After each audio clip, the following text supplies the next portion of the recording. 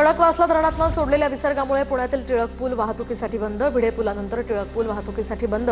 टिळक पुलाला पाणी लागल्यामुळे प्रशासनाची खबरदारी। पुण्यातील खडकवासला धरणातून 39,000 क्युसेकने विसर्ग, तर एकतानगरमधील 4 इमारतींच्या पार्किंगमध्ये अजूनही पाणी। खडकवासला धरणात सध्या 94% पाणी साठा। पुण्यातील सिंहगड रोडवरील वाहन चालकांचा मनस्ताप कायम। उद्घाटनासाठी उड्डाणपूल अपूर्ण ठेवल्याची ही चर्चा।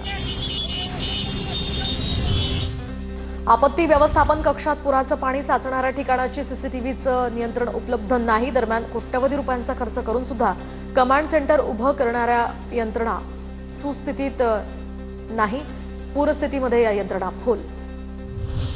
पुण्यातनं गणेशोत्सवामध्ये सिंधुदुर्गात जाण्यासाठी जास्तीची उड्डाणं, तर पुणे सिंधुदुर्ग पुणे अशी 5 दिवस जास्तीची विमानसेवा चालवण्यात येणार।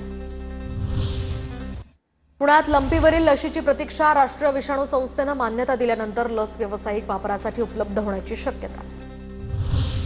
पुण्यातील विश्रांतवाडी परिसरामध्ये 250 कुटुंबांचं स्थलांतर। धरण पाणलोट क्षेत्रामध्ये 2 दिवसांपासून मुसळधार पाऊस। धरणातनं विसर्ग केल्यामुळे नदीशेजारील झोपडपट्टीत पाणीच पाणी।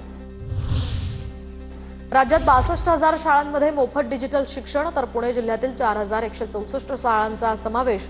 डॉक्टर जयंत नारळीकर गणित आणि विज्ञान अध्ययन समृद्धी कार्यक्रमांतर्गत डिजिटल शिक्षण मिळणार।